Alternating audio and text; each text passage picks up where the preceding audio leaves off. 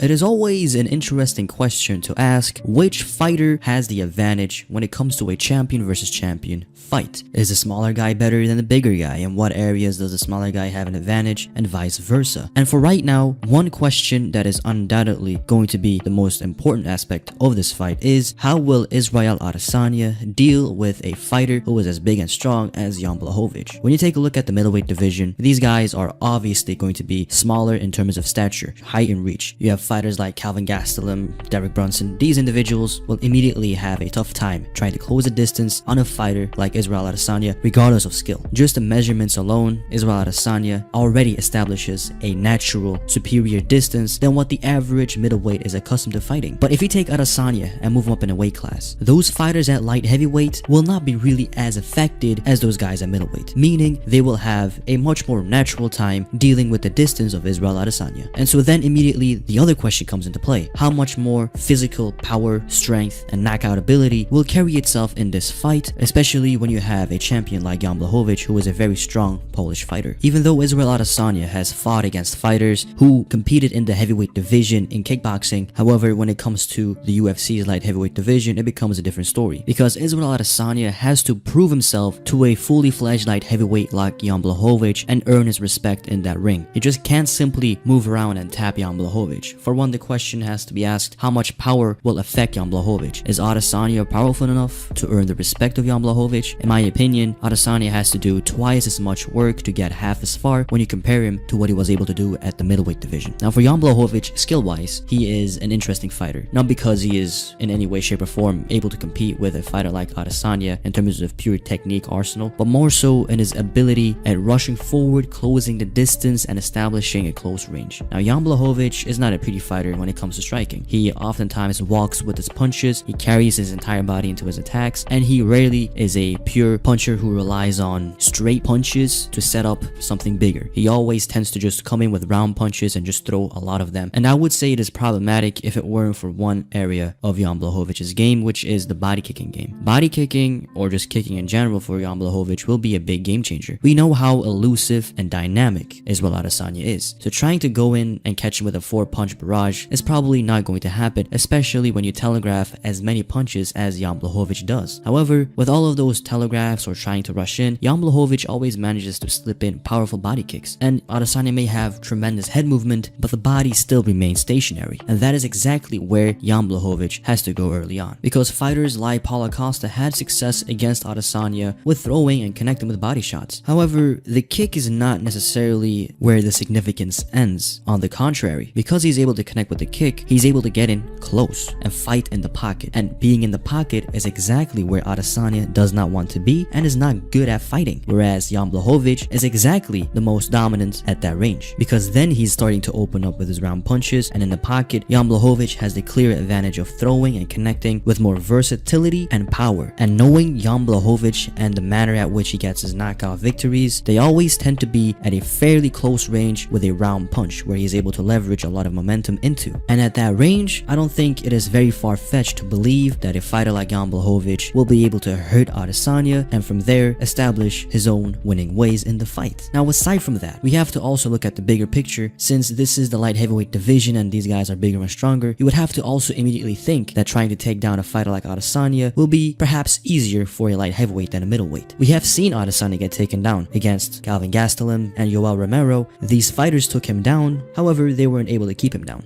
and that is credited to Adesanya's tremendous takedown defense. It is very hard to get in on Israel Adesanya. It is very hard to control the range against Adesanya, so let alone trying to close in the distance and go for a takedown. However, if you're one of those fighters who was able to get in range and then shoot him for a takedown, then you have to deal with the defensive side of things, where Adesanya is not credited enough. However, moving up in a weight class, I will have to assume that if a fighter like Jan Blachowicz, who has a very strong body kick, head kick, just kicking game in general, if he's able to stick behind his kicks, I believe that he will be in close close range, and he will be able to utilize a lot of grappling. Now, grappling in the clinch or against the fence while taking Adesanya down is pretty much not the importance here. The importance is to be in the face of Israel Adesanya and break the rhythm of the fight and be in control of whatever range it may be. And so if Adesanya, who likes to move around and be on the outside, gets put up against the fence, I believe a strong fighter like Jan Blachowicz will be able to take him down, because not only is Jan Blachowicz big, but he's also a very good fighter at taking opponents down. And even though he has a lot of submission victories, I don't believe that people give him enough chances of actually submitting Israel Adesanya. Even though personally I believe that it is unlikely, doesn't necessarily mean that I will count it out. On the contrary, when a fight gets taken to the mat and immediately Jan Blachowicz is attempting a lot of submission attacks, that will create a lot of desperation and a lot of defensive work from Israel Adesanya, which will take him out of his element and force him to fight a fight that he doesn't really want to fight. And then the entire game can change. I have oftentimes said that you do not need to be the better fighter to beat the better fighter. Oftentimes a smart game plan can go a long way. And assuming that we can establish for Jan Blachowicz a successful grappling game in this matchup, that will open up a lot more opportunity windows for Jan Blachowicz in the striking department, because whatever feint that Jan Blachowicz may throw in level changing, Adesanya would be very responsive. And then you will start to see things like Israel Adesanya getting hit more, and if he gets hit more, he will get hurt more. And especially at light heavyweight, I think that Adesanya will be a lot more cautious and aware of the power Jan Blachowicz carries. And so then the entire dynamic changes, and then it becomes a really proper competitive fight. But not until then. Jan Blachowicz, being a patient fighter, will help his case in this fight. I think that he will be stationary but responsive. He will take the center of the octagon, Adesanya will take the outside. Adesanya will start feinting and going to the legs and start throwing leg kicks, which I am fairly certain that Jan Blachowicz will do a great job at defending and walking through to close in the distance. Now, I don't believe that Jan Blachowicz will be defending every single takedown and check him. I believe that mostly Adesanya will have a tremendous amount of success, which will force urgency out of Jan Blachowicz, which will then decide how the fight will play out. Will Jan Blachowicz be effective enough in closing in the distance? Will his efforts be significant? These will be the questions that in the fight we will have answered. So it is really important for Blachowicz to establish power and find ways into Adesanya. Being naturally bigger than middleweights, he's going to have an easier time than the middleweights of dealing with that range. So he should be using that to his full advantage, and perhaps try and put Adesanya at a longer range and back him up even more against the fence by using his kicks, and from there get in range, try and connect with the hooks but not overthrow them, since you can always transition it into a close range clinch, put Adesanya against the fence, and there use your strength advantage. It will be a very hard fight for Jan Blachowicz. I don't believe that he will be winning a pretty fight, so he has to make it ugly. He has to make it a dogfight, and he has to make Israel Adesanya worry about his power. Otherwise, Adesanya's superiority in the striking game will just continue to prevail and dominate this fight like it has in all of his previous fights.